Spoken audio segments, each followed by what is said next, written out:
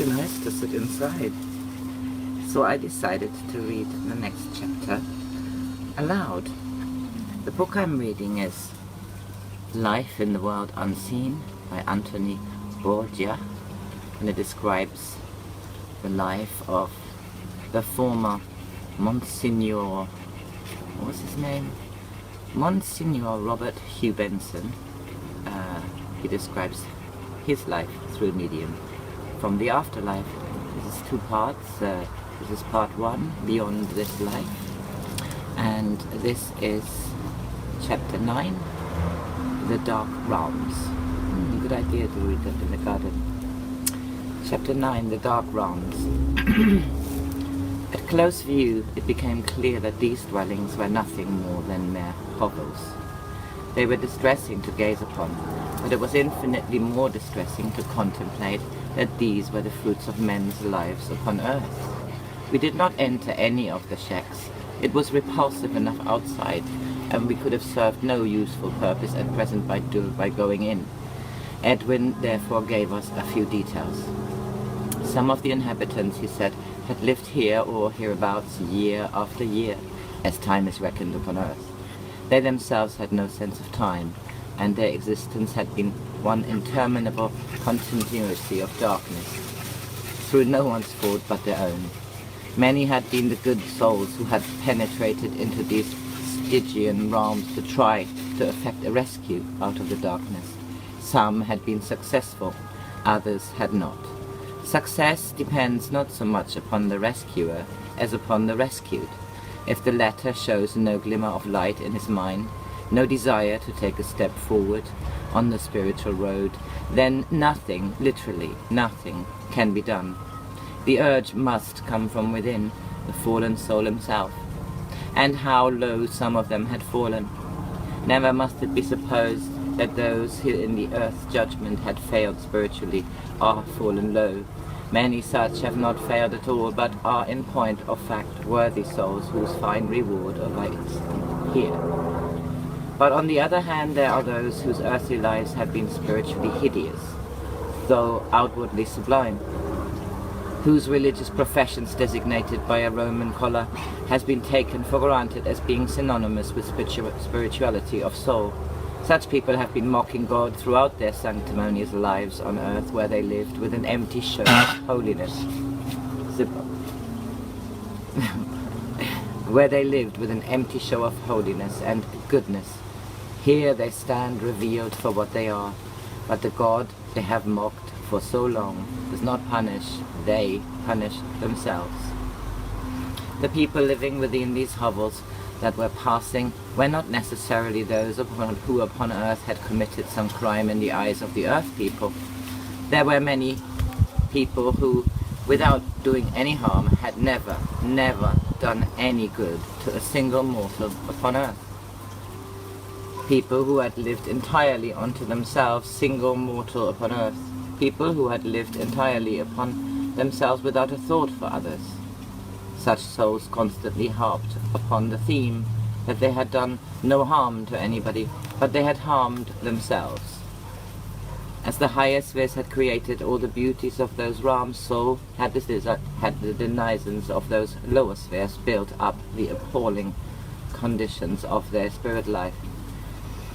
There was no light in the lowest realms, no warmth, no vegetation, no beauty.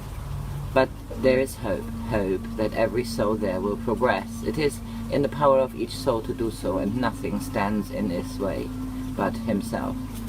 It makes him countless thousands of years to raise. It may take him countless thousands of years to raise himself 1 inch spiritually, but it is an inch in the right direction. The thought inevitably came into my mind of the doctrine of eternal damnation, so beloved by Orthodox religion, and of the everlasting fires of so-called hell. If this place we were now in could be called hell, and no doubt it would be by theologians, then there was certainly no evidence of fire or heat of any kind. On the contrary, there was nothing but a cold, dark, dank atmosphere. Spirituality means warmth in the spirit world.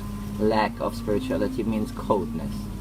The whole fantastic doctrine of hell fire a fire which burns but never consumes, is one of the most outrageously stupid and ignorant doctrines that has ever been invented by equally stupid and ignorant churchmen. Who actually invented it, no one knows, but it is still rigorously upheld as a doctrine by the Church. Even the smallest acquaintance with spirit life instantly reveals the utter impossibility of it, because it is against the very laws of spirit existence. This concerns its literal side, what of the shock and blasphemy that it involves. When Edwin, Ruth, and I were on earth, we were asked to believe that God, the Father of the universe, actually punishes people by condemning them to burn in the flames of hell for all eternity. Could there ever be any grosser travesty of the God that orthodoxy professes to worship? The churches of whatever denomination have built up in a monstrous conception of the eternal Father of heaven. They have made of him, on the one hand, a mountain of corruption by shallow lip service, by spending large sums of money to erect churches and chapels to his glory, by pretending a grovelling contrition for having offended him, by professing to fear him, who he is all love. And on the other hand, we have the picture of a God who, without the slightest compunction, casts poor souls into an eternity of the worst of all suffering, burning by fires that are unquenchable. We are taught glibly to beg for God's mercy. The Church's God is being of extraordinary moods. He must be continually placated. It is by no means certain that, having begged for mercy, we shall get it. He must be feared, because he can bring down his vengeance upon us at any moment. We do not know when he will strike. He is vengeful and unforgiving. He has commanded such trivialities as are embodied in church doctrines and dogmas that at once expose not a great mind, but a small one. He has made the doorway to salvation so narrow that very, very few souls will ever be able to pass through it. He has built up on the earth plane a vast organization known as the Church, which shall be the sole depository of spiritual truth, an organization that knows practically nothing of the state of life in the world of spirit, yet dares to lay down the law to incarnate souls, and dares to say what is in the mind of the great Father of the universe, and dares to discredit his name by assigning to him attributes that he could not possibly possess. What do such silly, petty minds know of the great and almighty Father of love? Mark that, of love.